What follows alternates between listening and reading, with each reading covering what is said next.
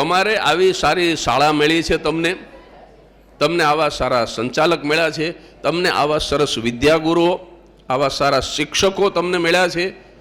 આ બધું જ અહીંયા છે, બધી જ સુવિધાઓ છે. સારામાં સારી લાઇબ્રેરીનું નિર્માણ થવા જઈ રહ્યું છે. અમારા વખતે આવું નહોતું. યુનિફોર્મ કેટલો સરસ, જો કેવા સરસ, આમ બધા એક જ હરખા દીકરીઓએ સરસ યુનિફોર્મ પહેર્યા. અને જ્યારે પ્રાર્થના ગવાતી હતી ત્યારે તમે બધા જ જે આંખો બંધ કરીને બેઠા ને, એ મને એટલું બધું ગમ્યું કે એક વખત તમારા માટે તાલી વગાડો, તમારા માટે.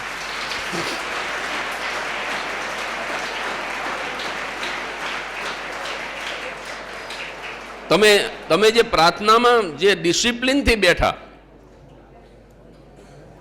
આંખો બંધ કરીને, અમુક તો પછી આમ ઢીચણ ઉપર હાથ રાખીને, બરાબર ને,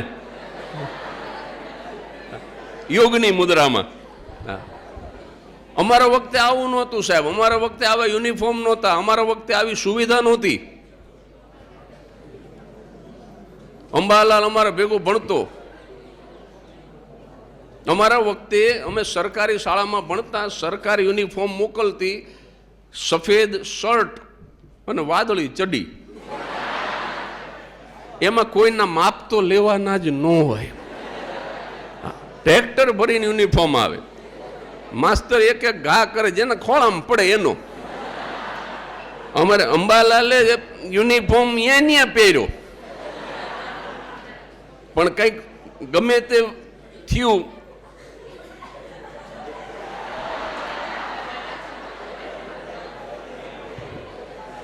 ચડો એવો કોથળા જેવો,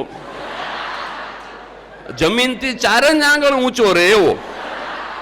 આ અત્યારે ઓલા જે કેપરી પહેરે છે ને, કેપરી, એ કેપરીની ફેશન અંબાલાલે 1972માં બહાર પાડેલી. અને શર્ટ પહેર્યો તો અડધું પેટ ઉગાડું રહે એવો ટૂંકો, હાવ ટૂંકો શર્ટ, બટન બંધ ન થાય, સેફ્ટી પિનથી બંધ કરે.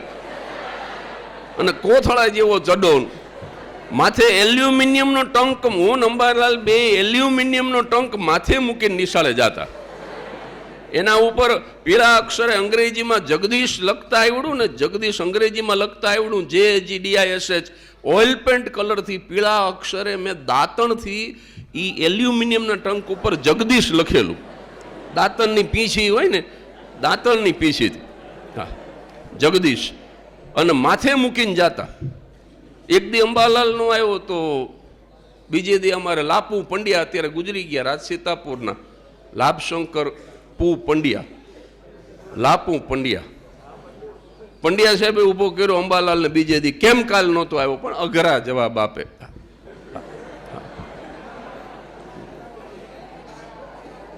ઈ કા એક જ યુનિફોર્મ આપ્યો છે,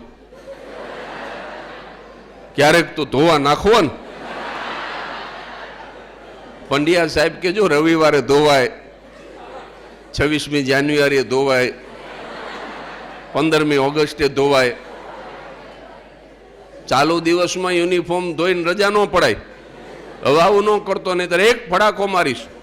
અમારા વખતે શિક્ષક મારતા, અને સાહેબ જે વિદ્યાર્થીઓએ શિક્ષકનો માર નથી ખાધો અને જે બાળકોએ પોતાના પપ્પાનો માર નથી ખાધો, એવા બાળકોની દયા ખાજો, દયા ખાજો સાહેબ.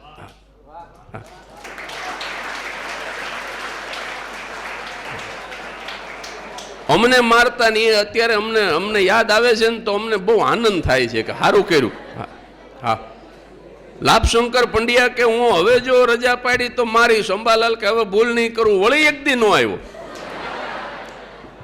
બીજે દિવસે પંડ્યા સાહેબ રાહ જોઈને જ બેઠા હતા. પ્રાર્થના પૂરી થઈને જેવો ક્લાસરૂમમાં આવ્યો એવો ઊભો કર્યો. ના પાડી તોય કાલે યુનિફોર્મ ધોયો ને. અંબાલાલ કે મેં ક્યાં ધોયો? તો કે કેમ કાલ નો આવ્યો? તો કે હું તો મજાનો તૈયાર થઈને નીકળ્યો, પણ સાહેબ તમારા ઘર પાસેથી નીકળો ને તો તમારું ધોતિયું હુકાતું હતું. મને એમ કે સાહેબ નહીં ગયા હોય. પંડ્યા સાહેબ કે મારે ધોતિયા હાથ છે, હાથે વારના જુદા છે, તારી જેમ એક ન હોય, અને તું નિહાળ આવતો જા. આવા વાતાવરણની અંદર અમે ભણ્યા, એના કરતાં ખૂબ સારા વાતાવરણની અંદર તમે ભણો છો. ખૂબ સારા યુનિફોર્મ, ખૂબ સારા ક્લાસરૂમ. આ એક એક સર્જકના નામના ક્લાસરૂમ અને અંદર તમે જુઓ તો સર્જકના ચિત્રથી માંડી અને આખા જીવનનું ચિત્ર, એણે શું શું કર્યું એ બધું જ સુવાચ્ય અક્ષરે લખેલું હોય એવી રીતે એક એક સર્જનનો, એક એક સર્જકનો ક્લાસરૂમ બનાવ્યો. આવી ફેસિલિટી વાળી શાળામાં તમે ભણો છો સાહેબ, તમે ખુશનસીબ છો.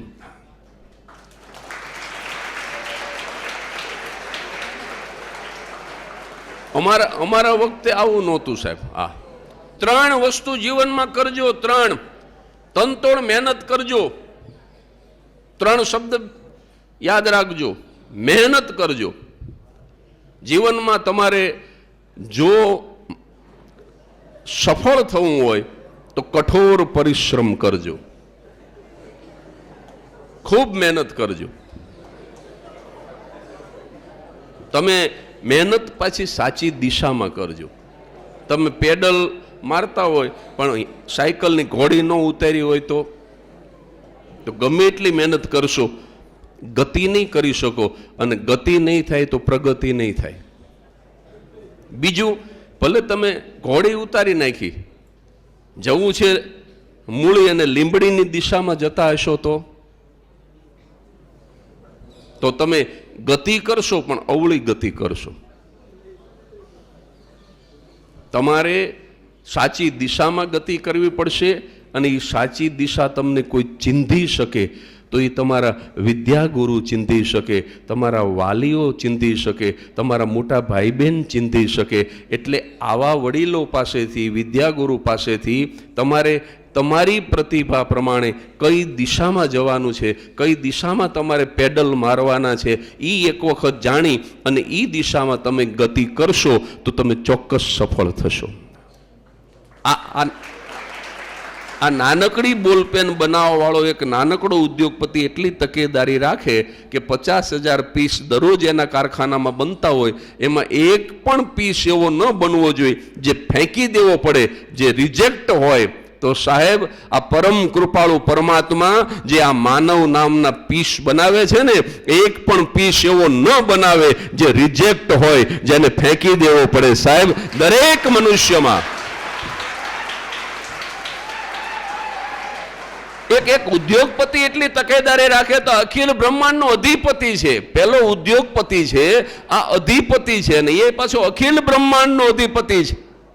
એટલી તકેદારી ન રાખે કે મારા કારખાનામાં, મારી ફેક્ટરીમાં એક પણ પીસ એવો ન બનવો જોઈએ કે જેને ફેંકી દેવો પડે. એટલે દરેક વ્યક્તિની અંદર ઈશ્વર કાંઈક ને કાંઈક ટેલેન્ટ, કાંઈક ને કાંઈક પ્રતિભા મૂકીને જ મોકલે છે. પણ જો એ માણસની પ્રતિભા સમાજ પારખી ન શકે તો એ વાંક સમાજનો છે.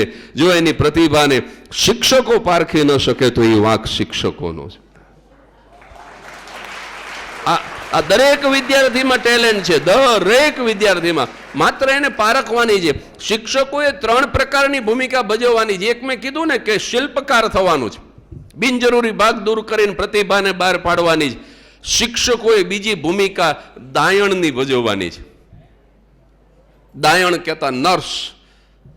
સાહેબ, નર્સ છે ને, પ્રસૂતિ કરાવે ને ત્યારે એ માતાના ઉદરમાં ગર્ભને મુક્તિ નથી.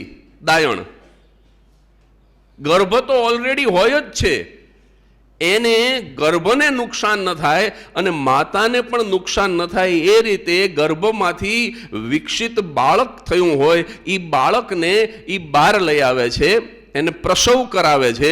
તો સાહેબ, આ 12 મહિના જે આપણે છે કેલેન્ડરની અંદર, એમાં તમે 1.25 મહિનાનું એક મોટું વેકેશન બાદ કરો, 3 અઠવાડિયાનું નાનું વેકેશન બાદ કરો, એટલે 2 મહિના વેકેશનમાં જતા રહ્યા. બાકી રવિવાર તમે બાદ કરો એટલે લગભગ 3 મહિના તો નીકળી જ જાય છે શૈક્ષણિક કાર્યના. એટલે આમ જોવા જાવ ને તો 12 મહિનામાં 9 મહિના જ વધે છે.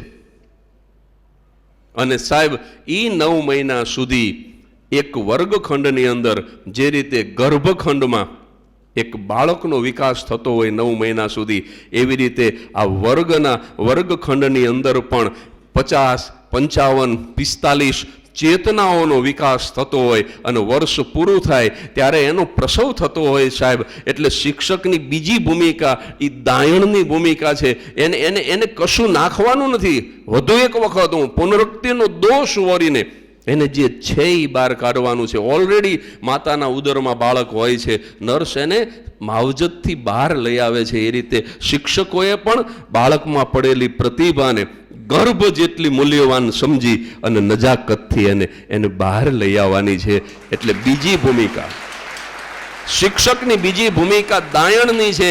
અને શિક્ષકની ત્રીજી ભૂમિકા પ્રજાપતિની છે. પ્રજાપતિ જે રીતે માટલાને ટપલા મારે ખરો, પણ એટલી જ લાગણીથી માટલાની અંદર હાથ નાખી અને એને એવો ટેકો કરે કે જે ટપલું મારી રહ્યો છે એ ટપલાથી એનું ઘડતર થાય, પણ એ તૂટે નહીં સાહેબ. એટલે ત્રીજી ભૂમિકા શિક્ષકની છે એ પ્રજાપતિની છે કે કદાચ એને ખીજાય, એને વઢે તો એવી રીતે એને ટપલું મારે કે એ તૂટે નહીં, એનું ઘડતર થાય, એનું નિર્માણ થઈ જાય, તમે એને બજારમાં મૂકી શકો. અને ટકોરા મારી મારી અને આ સમાજ એને સ્વીકારે કે નહીં, આ બરાબર છે, આ સરસ બોલે છે, આ અમને ઠંડક આપશે. એવા ટકોરા મારી મારીને બજારમાં તમે મૂકેલા માટલાઓ એ પછી જુદી જુદી કંપનીવાળા અને જુદા જુદા ઉદ્યોગપતિઓ એને પ્રેમથી આવકારે કે નહીં, આ બરાબર છે, આ બરાબર પાક્કું છે, આ અમને સરસ ઠંડક આપશે, આનો અવાજ બહુ, આનો રણકો બહુ સારો છે. આ ત્રણ ભૂમિકા શિક્ષકે દાયણની, ઘડવૈયાની, શિલ્પકારની અને પ્રજાપતિની, કુંભારની ભૂમિકા એ વિદ્યાગુરુએ ભજવવાની છે. અને વિદ્યાર્થીઓએ આટલી જ તકેદારી રાખવાની છે કે ગમે એવી નિરાશા મળે ક્યારેય આપઘાત નહીં કરીએ. બીજું, દેખાદેખીમાં ક્યારેય લાઈન નહીં લઈએ. આપણને જેમાં રસ છે, આપણને જેમાં રુચિ છે એવી જ લાઈન પસંદ કરીશું. અને હવે બબે શબ્દના 5 સૂત્ર મારી 58 વર્ષની જિંદગીના નિચોડ સ્વરૂપે મેં ખૂબ ચિંતન કરી અને જે પ્રાપ્ત કર્યા છે, ખૂબ વિદ્વાનોને સાંભળી, ખૂબ વાંચી, ખૂબ મનોમન ચિંતન કરી અને જે 5 બબે શબ્દના સૂત્રો મેં પ્રાપ્ત કર્યા છે કહીને મારી વાત પૂરી કરું. પણ એ પહેલાં મેં કહ્યું ને કે એક જરૂરી છે મહેનત, બીજું જરૂરી છે હેત. હેત કહેતા પ્રેમ. તમને તમારા પરિવાર પ્રત્યે, તમારી સોસાયટી પ્રત્યે, તમારા સમાજ પ્રત્યે તમને પ્રેમભાવ હોવો જોઈએ, આદર હોવો જોઈએ. અને ત્રીજું જરૂરી તત્વ છે કોઈને કોઈ એક સપનું, કોઈને કોઈ એક સમણું તમારા હૈયામાં તમારે પાળવું જોઈએ. મેં નક્કી કર્યું કે મારે આ રીતે જ જીવવું છે, મારું સપનું હતું, તો ઈશ્વરે પૂરું કર્યું. 1 વર્ષ સફેદ પહેરાને થયું, નિવૃત્તિ લીધાને 1 વર્ષ થયું હતું અને 44 લાખ રૂપિયાના કાર્યક્રમો પ્રથમ વર્ષે થયા. 12મી ઓક્ટોબર 2017થી 12 ઓક્ટોબર 2018 સુધી 44 લાખ રૂપિયા મળ્યા. મેં એવું નક્કી કરેલું 75 વર્ષ સુધી જીવી શકાય તો સારી વાત છે, બાકી તો ખબર નહીં હે પલકી ઓર બાત કરત હો કલકી. કાલે પણ કંઈ થઈ શકે, અત્યારે અહીં ઊભો છું ને કંઈ પણ થઈ શકે. પણ ઈચ્છા હતી કે 75 વર્ષ સુધી શરીર સારું રહે અને બોલી શકીએ, પ્રવાસો કરી શકીએ. અને એ 25 વર્ષ જીવવાની ઈચ્છા એટલા માટે હતી કે 25 વર્ષનો થયો ત્યારે હું હાસ્ય કલાકાર થયો. એટલે 50 વર્ષ સુધી, 25 થી 50, એ 25 વર્ષ સુધી સતત લીધું મેં મારા માટે, મારા પરિવાર માટે. એટલે એમ કે 25 વર્ષ લીધું તો 25 વર્ષ દીધું પણ કહેવાય. એટલા માટે 75 સુધી જીવવું.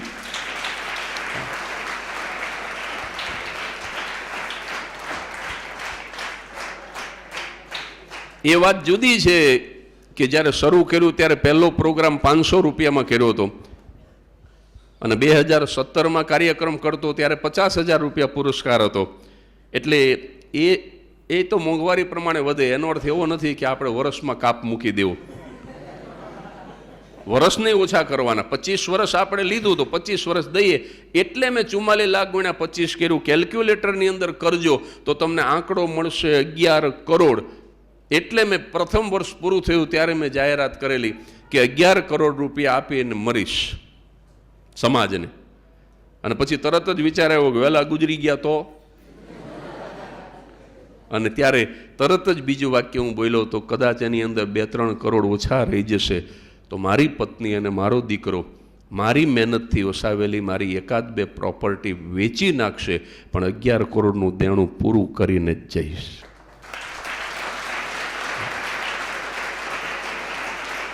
તો આ એક સપનું, આ એક સમણું મેં જોયું અને સમણું ઈશ્વરે સરસ રીતે મને સહકાર આપ્યો કે 8 જ વર્ષ પૂરા થયા છે અને આપણે 8.9ની નજીક પહોંચી ગયા. હું અમેરિકા જઈશ આવતા વર્ષે 1 મે 2024, ત્યારે હું 9ને ક્રોસ કરી ગયો હોઈશ. પછી 2 કરોડ કરતાં ઓછી રકમ મારે અમેરિકામાંથી પ્રાપ્ત કરવાની થશે. અને મને શ્રદ્ધા છે અમેરિકાના મારા ચાહકો, મારા મિત્રો ઉપર કે એ 3 મહિનાના રોકાણ દરમિયાન ઓછામાં ઓછા 2 કરોડ રૂપિયાના કાર્યક્રમો હું કરીશ જ. એટલે આવતા ઉનાળામાં આ મારું સમણું ભગવાન પૂરું કરશે એ મને સાત્વિક શ્રદ્ધા છે. એટલે સમણું હોવું જોઈએ, તમારે મહેનત કરવી જોઈએ, તમે હેતવાળા હોવા જોઈએ અને સમણું હોવું જોઈએ. એટલે મહેનતનો મ, હેતનો હે અને સમણાનો સ, એટલે બીજો શબ્દ બને મહેશ.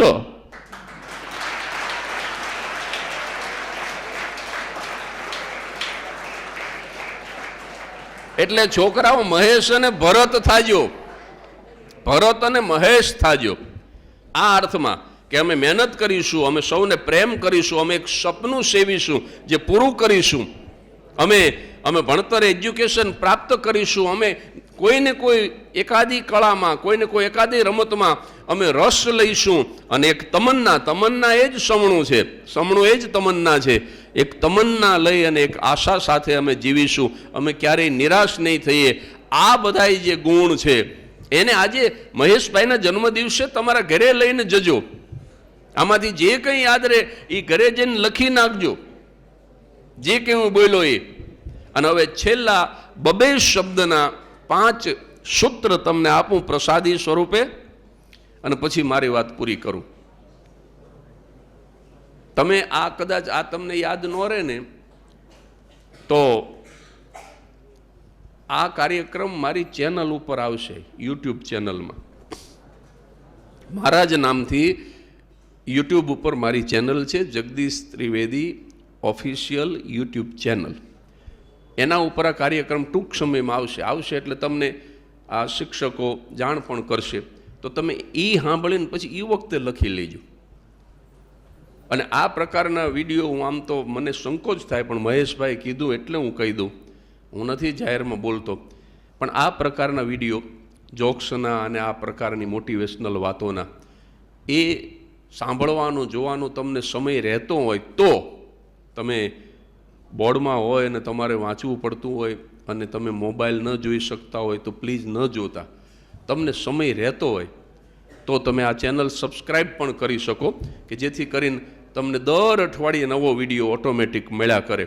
પણ એનાથી તમારું ભણતર બગડે એવું ન કરતા. એક છોકરો આખો દી મોબાઈલમાં માથું રાખીને બેઠો હોય, એના પપ્પા ખીજાણા, એ કે આ બહારની દુનિયા જોતો ખરો કેવી સરસ છે, તો કે લિંક મોકલો. હવે એને બહારની દુનિયાની એ લિંક મોબાઈલમાં જોવી છે. એટલે એવા મોબાઈલના રવાડે ન ચડશો. તમારા સમયને સાચવી લેજો. 9, 10, 11, 12ના છો તમે વિદ્યાર્થી ભાઈ બહેનો, તો 9મા ધોરણમાં હશે એને પણ 10મા ધોરણની અંદર સારા માર્ક્સ લાવવા માટે અત્યારથી તૈયારી કરવી પડશે. 11મા ધોરણમાં હશે એને પણ 12મા ધોરણમાં સારું રિઝલ્ટ લાવવા માટે અત્યારથી તૈયારી કરવી પડશે.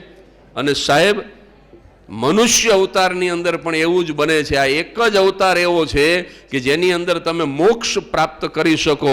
એટલે હવે પછીના જીવનની તૈયારી આ અવતારની અંદર કરવાની હોય સાહેબ. એટલે આ ખરેખર 9મા ધોરણના અને 11મા ધોરણના વિદ્યાર્થી જેવો મનુષ્ય અવતાર છે કે તમે જે રીતે આગલા વર્ષની ચિંતા કરી અને 9મામાં અને 11મામાં તમે ઘણી વખત અભ્યાસ કરો છો, એવી રીતે કાંઈક સત્કર્મ કરી અને આવતા ભવની ચિંતા કરવા વાળો કોઈ ભવ હોય તો એ આપણો મનુષ્ય અવતાર છે સાહેબ.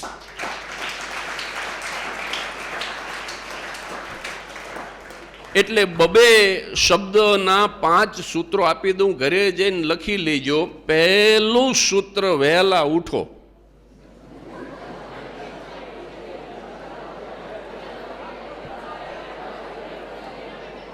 આમાં આ બાજુ વાંધો ન આવે પણ આ બાજુ વાળાનો વાંધો પડે, કારણ કે દીકરીઓ વહેલી જાગી જાય, એને પાછું ઘરકામય કરે, વહેલી જાગે, અને આ બાજુ કાંઈ કરવાનું ન હોય તોય ન જાગે.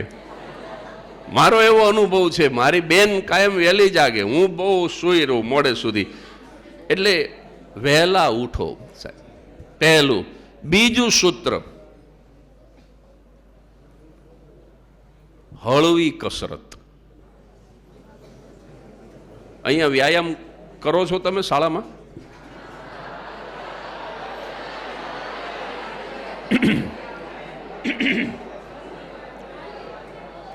આમને છે ને એક પીરિયડ એવો રાખજો મહેશભાઈ,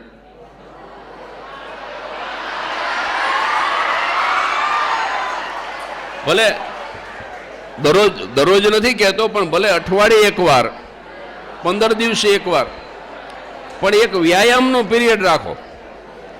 આ ઓલો હળવો વ્યાયામ આપણે જે કરતા ને અમારા સમયમાં, એવો હળવો વ્યાયામ.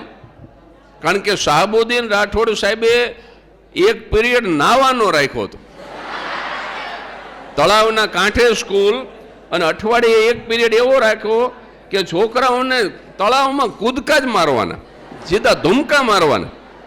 એ કે જાઓ નાવાનો પીરિયડ. એટલે આ પણ જરૂરી છે. એટલે વ્યાયામ હળવો વ્યાયામ, બહુ ભારે નહીં. કારણ કે આપણે આમ જીમમાં જઈ અને બહુ આમ 6 પેક આપણે કંઈ આમ ગોટલા ચડી જાય ને એવું કાંઈ આપણે કરવાનું નથી. આપણે અભ્યાસ કરવાનો છે, પણ મેદસ્વીતા ન આવે, શરીરની અંદર ખોટી ચરબી ન વધે, એના માટે બીજું સૂત્ર હળવો વ્યાયામ. અને ત્રીજું અને સૌથી અગત્યનું, વ્યસનનો ત્યાગ. તમે જો મહેશભાઈ કાનાણી અને ભાવનાબેનને તમે જો આદર આપતા હોય, તમે જો એમને ચાહતા હોય, એમની શાળામાં આવી અને તમે કંઈક પ્રાપ્ત કર્યું હોય, તો એ બંનેના જન્મદિવસે એક મહેશભાઈ માટે મેં તમને પ્રતિજ્ઞા લેવડાવી કે જિંદગીમાં ક્યારેય આપઘાત તો નહીં કરીએ, પણ આપઘાતનો વિચાર પણ નહીં કરીએ, ગમે એટલી નિષ્ફળતા મળે તો પણ.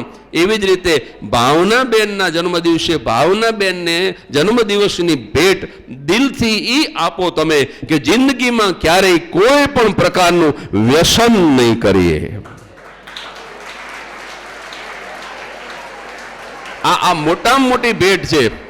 તમને હું દુઃખ સાથે કહું છું, WHO વર્લ્ડ હેલ્થ ઓર્ગેનાઇઝેશન, આખા વિશ્વની હેલ્થની જે ચિંતા કરે એવડી મોટી વૈશ્વિક સંસ્થા, આપણી ભારતની નહીં, આખા વિશ્વની, એણે એક સર્વે કર્યો અને એમાં એવું સાબિત થયું કે સૌથી વધુ મોઢાના કેન્સર,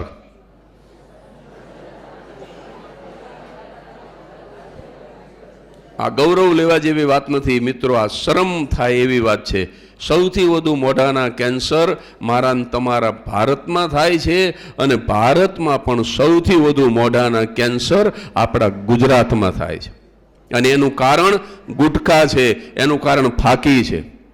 એટલે આ બાજુ બહુ વાંધો નહીં આવે, પણ આ બાજુ વાળાને આમ 2 હાથ જોડીને વિનંતી કરું કે અહીંથી બહાર પડો, મોટા થાવ.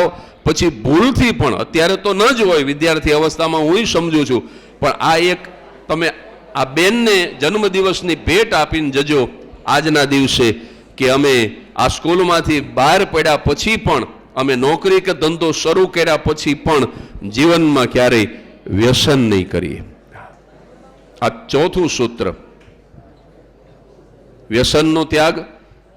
ચોથું સૂત્ર, સાદો ખોરાક. આ બહુ જરૂરી છે છોકરાઓ. તમને કદાચ એમ લાગશે કે આ અત્યારે તો અમે પંજાબી ખાઈએ છીએ ને, ચાઇનીઝ ખાઈએ છીએ ને, મેક્સિકન ને થાઈ ફૂડ ખાઈએ છીએ ને, પણ જે તમારા પૂર્વજોએ ખાધું નથી, આ એક વાત સમજવા જેવી છે, જે તમારા બાપ દાદાઓએ, તમારા પૂર્વજોએ ખાધું નથી, જે પ્રકારના ખોરાકની તમારા પૂર્વજોને આદત નહોતી, એ ખોરાક તમારી હોજરીમાં નાખશો ને તો અત્યારે તો કદાચ જુવાનીમાં પચી પણ જશે, પથરા નાખો તો પણ યુવાનીમાં પચી જાય, પણ લાંબા ગાળે સાહેબ તમે કોઈ બીમારીને નોતરશો. આંતરડાને લગતી, પેટને લગતી. અને એટલા માટે સાદો ખોરાક બને એટલો આપણા પરિવારમાં વર્ષોથી ખવાતો હોય એવું ગુજરાતી, કાઠિયાવાડી આપણો ખોરાક ખાજો, જેથી કરીને તમારી તંદુરસ્તી સારી રહે. વિવેકાનંદ એમ કહેતા હતા કે મેદાનની અંદર જઈ અને બાળકોને રમત રમાડો, મેદાનની અંદર જઈને બાળકોને કુસ્તી કરાવો. કેમ? તો કે જો શરીર સારું નહીં હોય ને તો ગમે એટલું કદાચ સારું ભણી લેશે ને તો એ નહીં પોતાને ઉપયોગી થઈ શકે, નહીં સમાજને ઉપયોગી થઈ શકે. એટલે આ 5 સૂત્ર તમને આપવાનું કારણ એ છે મિત્રો કે તમારું આયુષ્ય લાંબુ બને, તમારી હેલ્થ સારી રહે, તમે તમારી જાતને ઉપયોગી થઈ શકો, તમારા પરિવારને ઉપયોગી થઈ શકો, એનાથી આગળ વધી અને તમે સમાજને ઉપયોગી થઈ શકો. એટલા માટે મારી 58 વર્ષની જિંદગીના નિચોડ સ્વરૂપે મેળવેલા 5 સૂત્રો હું તમને આપું છું.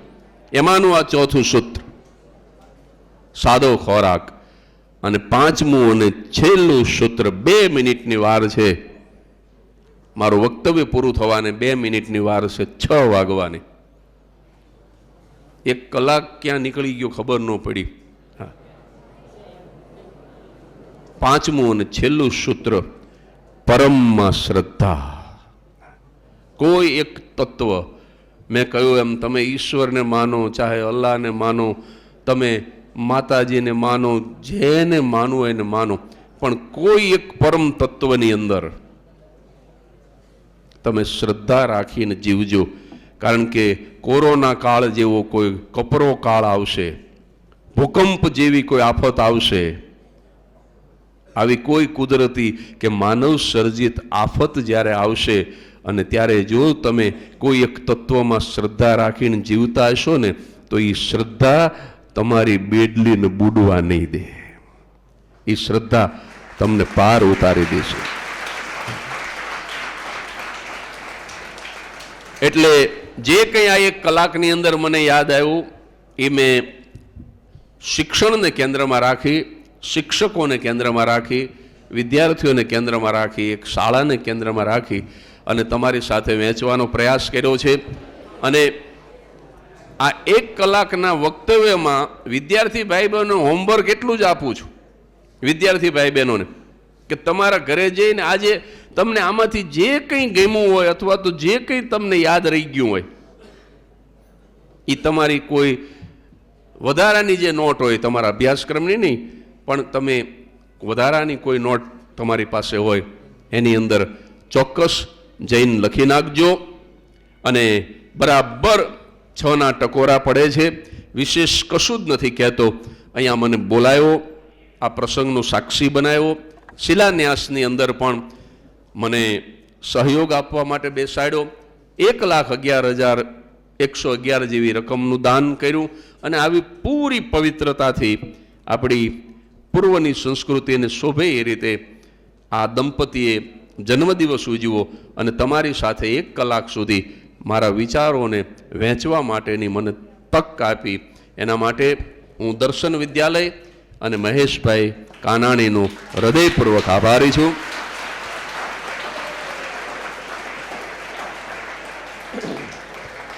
ભરતભાઈ દેવૈયાએ બહુ લાગણીથી સંચાલન કર્યું અને મારો પરિચય પણ એમણે ખૂબ જ આત્મીયતાથી આપ્યો, એટલે ભરતભાઈનો પણ આભારી છું.